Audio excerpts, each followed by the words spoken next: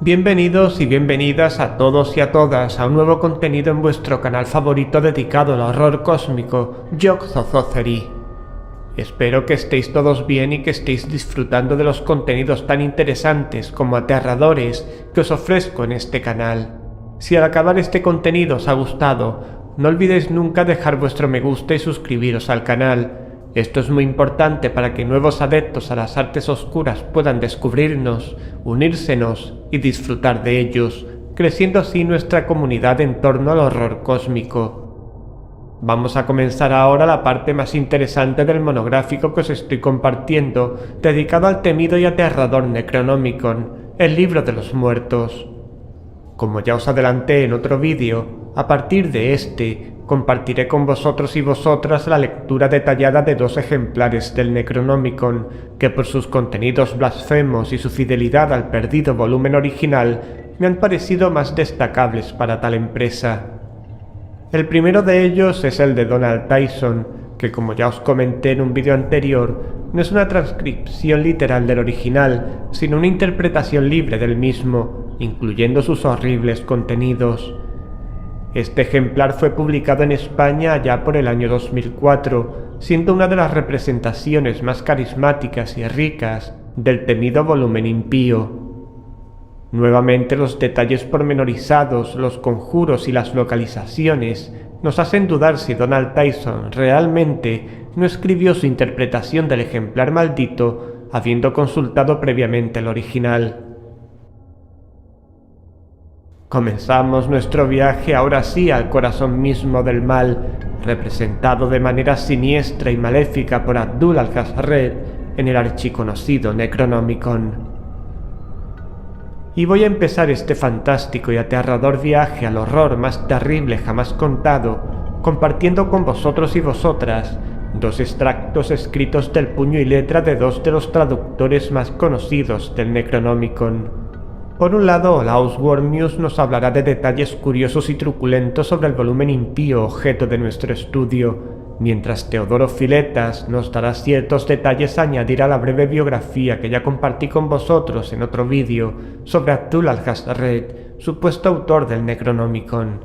Podréis comprobar como en este último extracto habrá detalles comunes a la breve biografía que ya hemos leído en anteriores vídeos, y habrá otros detalles que difieran o complementen dicha biografía. Estamos ante un punto sin retorno en vuestras vidas. Acompañadme ahora o parad este vídeo y salvad vuestras almas de un suplicio inimaginable para vuestras mentes débiles. Los que aún sigáis ahí, acompañadme. Vamos, cultistas.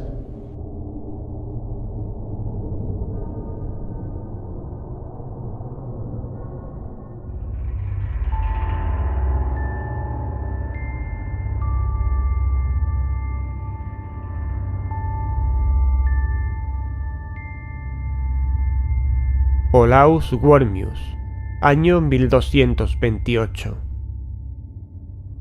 Como quiera que la obra conocida por el nombre griego de Necrobouricou o en letras latinas Necronomicon se ha vuelto harto rara y difícil de encontrar y solo se consigue a gran precio, me pareció no desdeñable la labor de traducirla a la lengua latina, y no porque el libro ofreciera nada edificante para la mente, ni porque aportara enseñanza moral alguna, ya que su contenido supera en maldad a todos los demás libros de la cristiandad, sino solamente por el motivo de que contiene una sabiduría secreta que se perdería sin duda alguna si el libro pereciera roído por los gusanos o quemado en las hogueras de los censores, como parece probable que suceda a los pocos ejemplares que quedan en griego, y ello antes de que pase la generación de los que vivimos ahora en esta tierra, pues en los últimos tiempos el clero reprueba este libro maldito como si lo hubiera escrito el propio Satanás.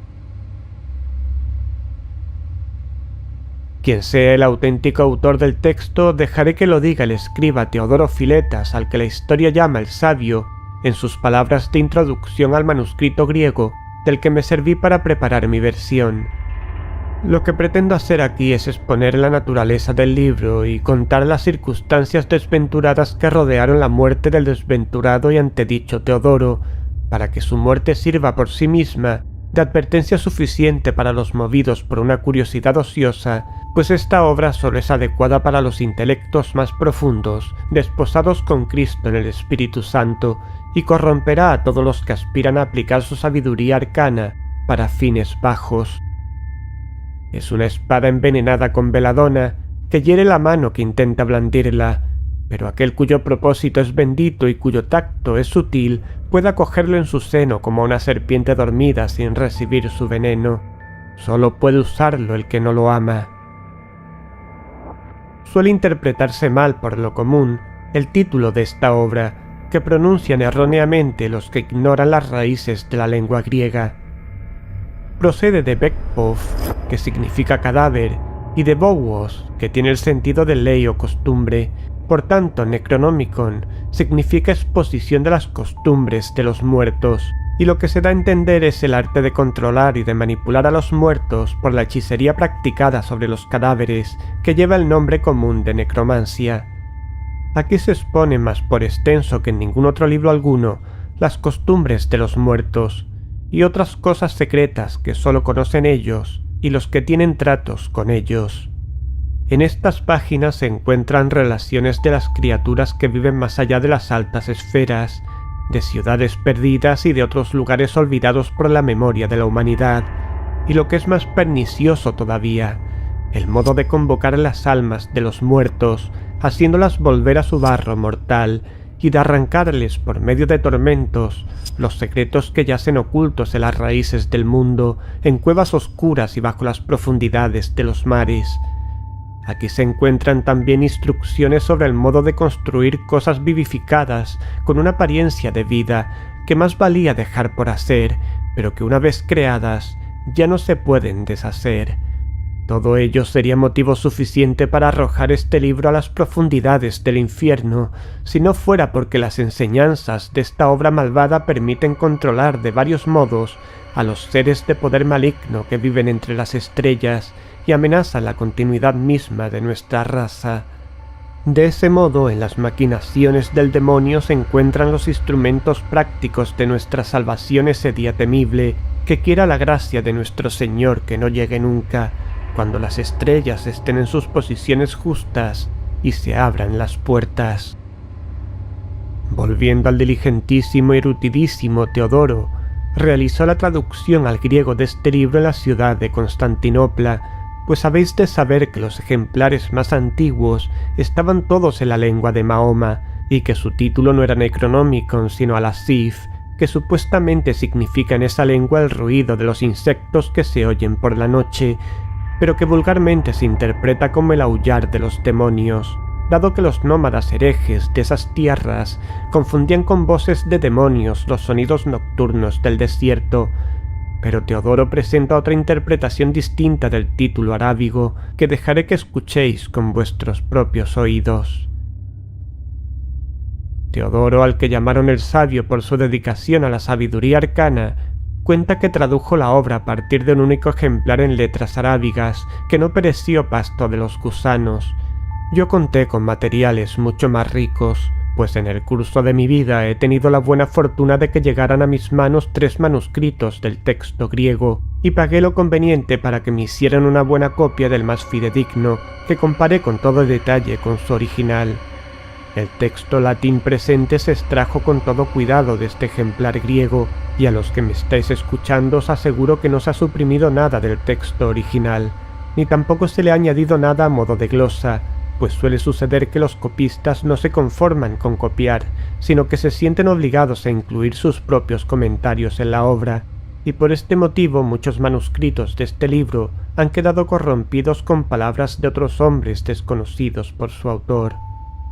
Habiendo corrido por Constantinopla la fama de la naturaleza de este libro, que no se había visto nunca en toda la cristiandad antes de su traducción al griego, el clero y el pueblo de la ciudad sometieron al buen Teodoro a tal persecución que éste se vio obligado a subir a la escalinata de la iglesia mayor y denunciar desde allí por diabólica la obra, pedir públicamente que Cristo le perdonara sus pecados y quemar acto seguido el pergamino que contenía su traducción.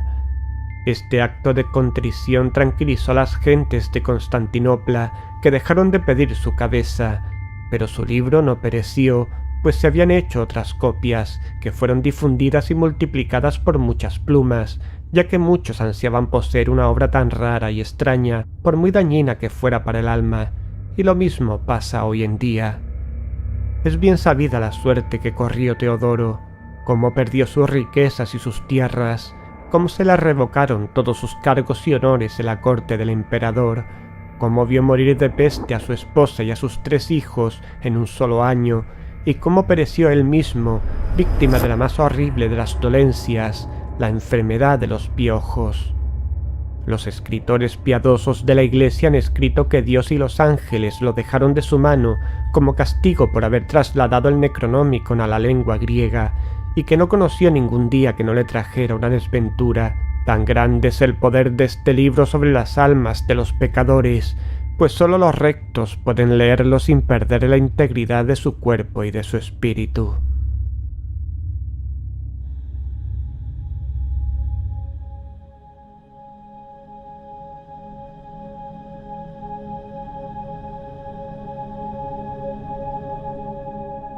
Teodoro Filetas, año 950.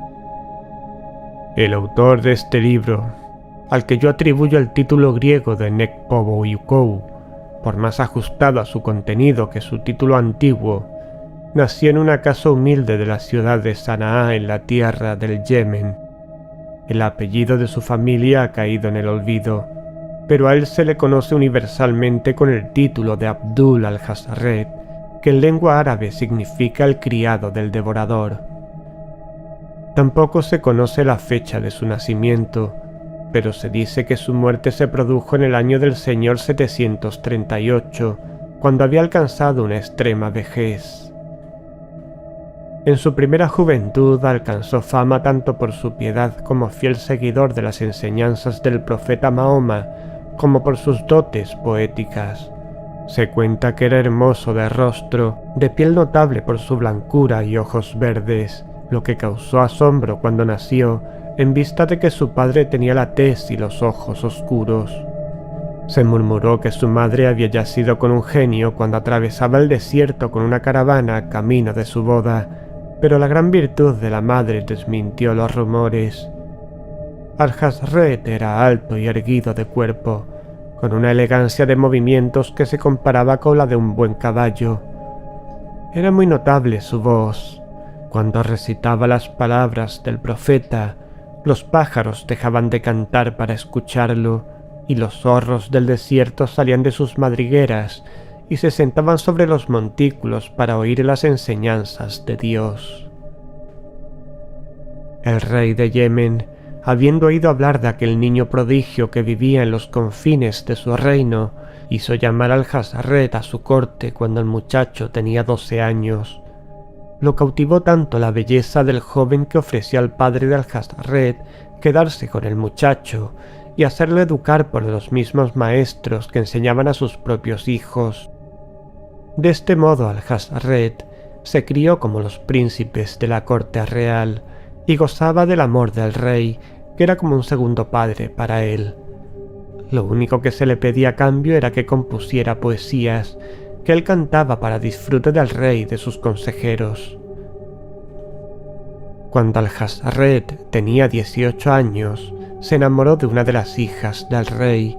Si hubiera contenido su pasión, es probable que el rey se hubiera venido a entregar al joven a su hija en matrimonio, pero el amor no conoce barreras en su curso desenfrenado, y Al-Jazarret gozó de la muchacha que concibió un hijo. El descubrimiento del caso despertó la furia del rey, que mandó estrangular al niño en cuanto nació. El poeta fue castigado por aquella traición con la mutilación. Le cortaron el miembro viril, la nariz y las orejas, y lo marcaron en las mejillas.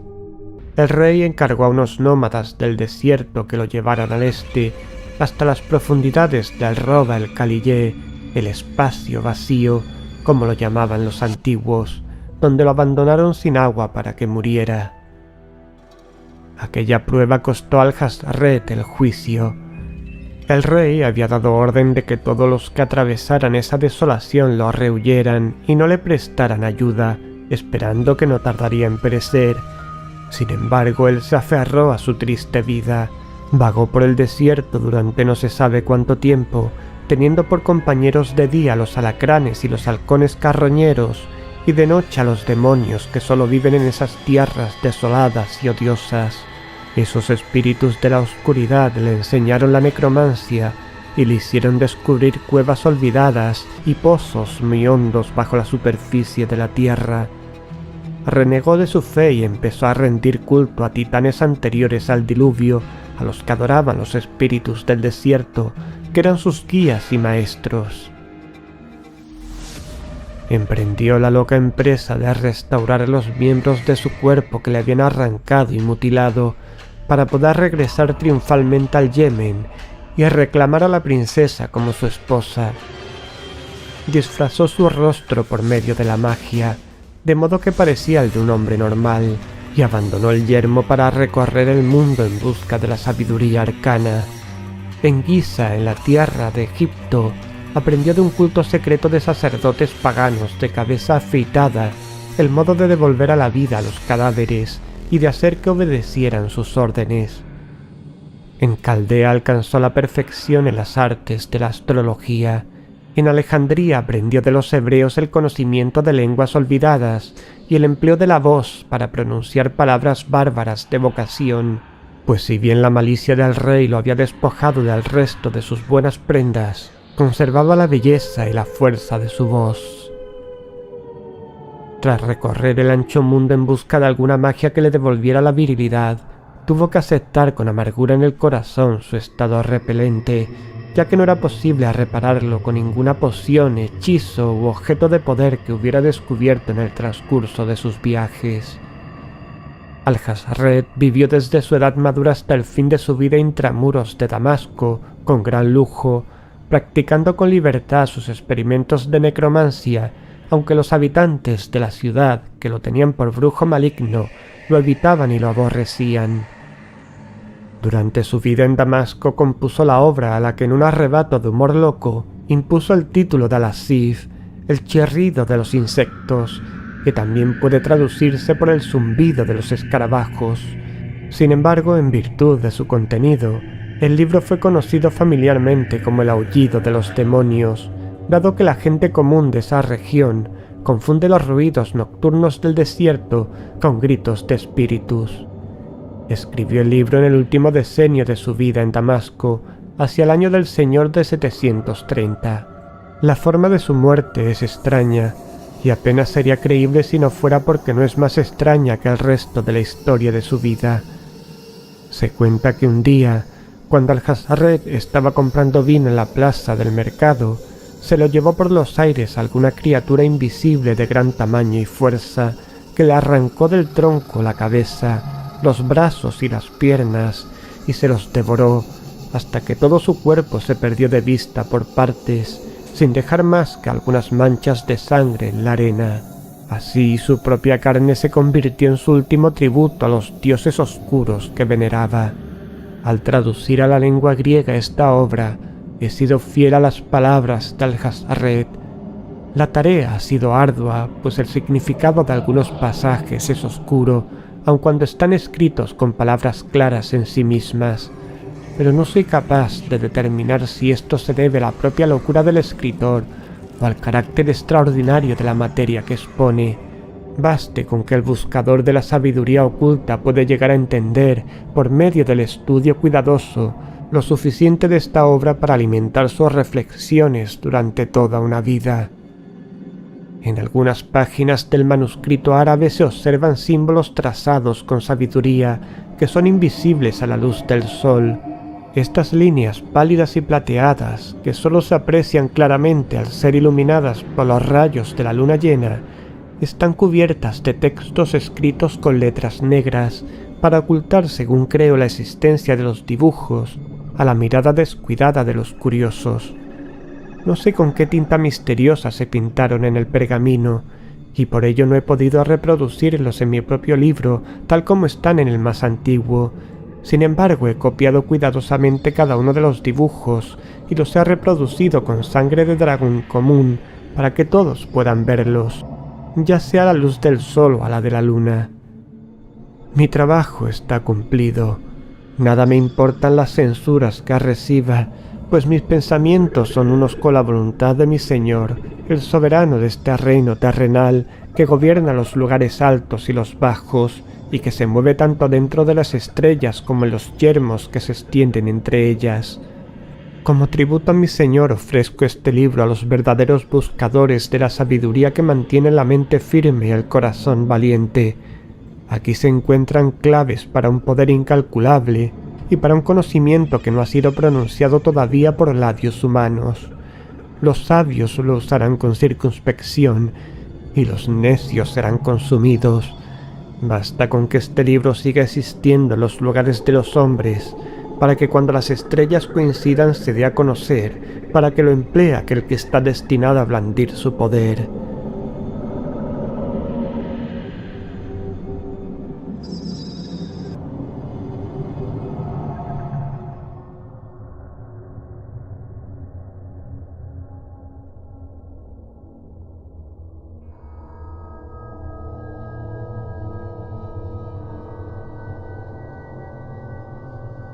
Y esta ha sido la reveladora introducción al Necronomicon de Donald Tyson. A partir del próximo vídeo, entraremos de lleno a compartir juntos los terribles y misteriosos pasajes del Necronomicon. Os espero puntuales a la cita, cultistas. Muchas gracias por seguir este canal y sus contenidos. Dad me gusta, opinad y compartid, fundamental para que más cultistas puedan disfrutar de este canal. Muy pronto continuamos con este monográfico tan interesante y único en internet sobre el terrible Necronomicon, y también con otros contenidos interesantes relacionados con el fantástico mundo del horror cósmico, solo aquí, en Yog-Sothothery. Hasta la próxima, cultistas. Ya, Cthulhu Fang.